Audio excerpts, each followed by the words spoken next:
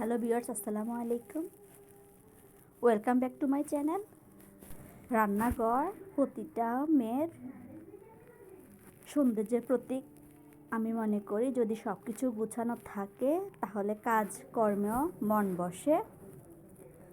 এজন্য আমি চেষ্টা করি গুছিয়ে রাখার জন্য। যদিও আপনাদের কাছে কেমন লাগে তা অবশ্য আমার জানা নেই। কয়েকটা শিম, টমেটো, আলু, কাঁচামরিচ এগুলো নিয়ে নিলাম। আজ বাসার সবচেয়ে বড় সদস্য মানে মুরব্বি, ওনার পছন্দ মতো একটা আইটেম তৈরি করব। তো শিমগুলো সব উনি আবার বিচি খেতে পারবেন না, তাই আমি শিমগুলো এরকম করে বিচিগুলি নিয়ে ফেলছি। আর আলুর খোসাগুলো ছাড়িয়ে টমেটো সব কিছু একটি পরিষ্কার কড়াই নিয়ে হালকা একটু লবণ নিয়ে সিদ্ধ দিব এগুলো। টমেটোটা আমি 2 ফালি করে কেটে নিয়েছি, পিছনের সাইড একটু কেটে ফেলে দিয়েছি। আলুগুলো খোসা ছাড়িয়ে নিয়েছি, তারপর একটু কেটে সামান্য একটু পানি দিয়ে লবণ দিয়ে সিদ্ধ দিয়ে দিচ্ছি। এরপর আমি পেঁয়াজ রসুনগুলি সুন্দর করে কুচি করে নিচ্ছি।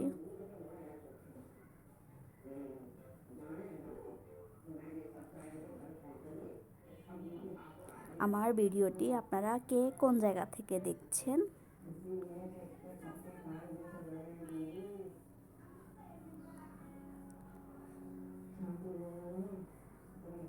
সবগুলো পেঁয়াজ কুচি করে নিয়েছি, রসুনগুলো সুন্দর করে কুচি করে নিয়েছি। চাইলে বড় রসুনও নিতে পারেন। আমি এবার এটা যার ইচ্ছে মতো আর কি খোসা ছাড়িয়েও নিয়েছি, আর কোয়াগুলো এরকম করে আলাদা করে নিচ্ছি। যে রেসিপি তৈরি করব ওটার ভিতরে আমি গোটা রসুন ইউজ করব, কারণ মুরব্বি যা বলেছে তাই তো শুনতে হবে আমি মনে করি। সবগুলো রসুনের কোয়া ছাড়িয়ে নিয়েছি। এই যে আমার পেঁয়াজ রসুন কাঁচামরিচ সবগুলো কুচি করা শেষ। শুধু তো মুরব্বির কথা ভাবলে হবে না, বাকি সদস্যদের কথাও তো ভাবতে হবে। এই জন্য আমি ডিম নিয়েছি, সাথে মাছগুলো ফ্রিজ থেকে বের করে। অন্য আইটেম রেডি করতে করতে আমার এগুলো সিদ্ধ হয়ে গেছে দেখুন। এবার আমি ব্লেন্ডারের জারের মধ্যে নিয়ে নিচ্ছি। তবে এগুলো আমি ঠান্ডা করেই রেখেছি। এখন ব্লেন্ডার জারে ঢেলে দিলাম। তারপর একটি শুকনো কড়াই চুলায় বসিয়ে দিয়েছি, সে সাথে সরিষার তেল দিয়ে দিলাম সামান্য। এবার পেঁয়াজ রসুন দিয়ে দিচ্ছি, তারপর ভালো করে নেড়ে ছেড়ে নিচ্ছি, একটু ব্রাউন ব্রাউন কালার করে নিচ্ছি। এর মধ্যে আমার ব্লেন্ডারে এগুলো করা হয়ে গেছে,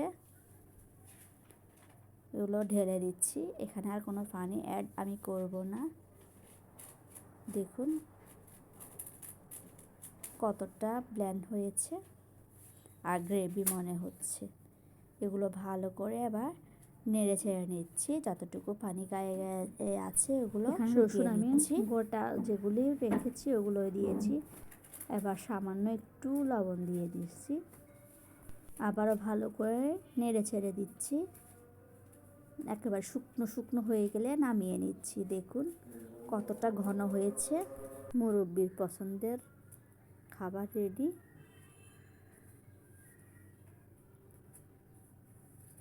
এই যে দেখুন কতটা সুন্দর হয়েছে, মাশাআল্লাহ। আমি একটু খেয়ে দেখাচ্ছি, লবণও পারফেক্টভাবে হয়েছে। এবার আমি আরেকটা আইটেম রেডি করছি বাকি সদস্যদের জন্য। পেঁয়াজ রসুন কাঁচামরিচ সব কিছু দিয়ে দিলাম। আবার প্রথমে সামান্য সয়াবিন তেল দিয়ে দিয়েছিলাম, তারপর পেঁয়াজ রসুন কাঁচামরিচ এগুলো দিয়েছিলাম। একটু নাড়াচাড়া করে নিয়ে তারপর লবণ, হলুদ গুঁড়ো, মরিচের গুঁড়ো, জিরা ধনিয়া গুঁড়ো দিয়ে দিলাম। মরিচটা যার যার পছন্দ মতো। কড়াইতে যখন লেগে লেগে আসছিল তখন আমি সামান্য পরিমাণে পানি দিয়ে দিলাম। তারপর মশলাগুলো কষিয়ে নিচ্ছি, কিছুক্ষণ ঢেকে রেখেছিলাম। মশলা কষানো হয়ে গেছে দেখুন। এবার আমি একটু নাড়াচাড়া করে নিয়ে চাইলে ডিমের মাত্রা আরও বাড়িয়েও দিতে পারেন। আমি একটি দিয়েছি, কারণ 2 জন সদস্যের জন্য একটা ডিমই যথেষ্ট। ভালো করে নাড়াচাড়া করে নিয়ে এগুলো চুলা থেকে আমি নামিয়ে নেব। তবে আমি শুকনো শুকনো করে ফেলছি। যারা ঝোল ঝোল পছন্দ করেন তারা আরেকটু ঝোল থাকতে নামিয়ে নেবেন। এবার আমি বাটিতে বেড়ে নিচ্ছি সবগুলো। গরম গরম ভাতের সাথে কিন্তু হ্যাপি হবে। ভালো লাগলে লাইক কমেন্ট শেয়ার করুন, সেই সাথে চ্যানেলটিকে সাবস্ক্রাইব করুন। আজ এ পর্যন্তই, আল্লাহ হাফেজ।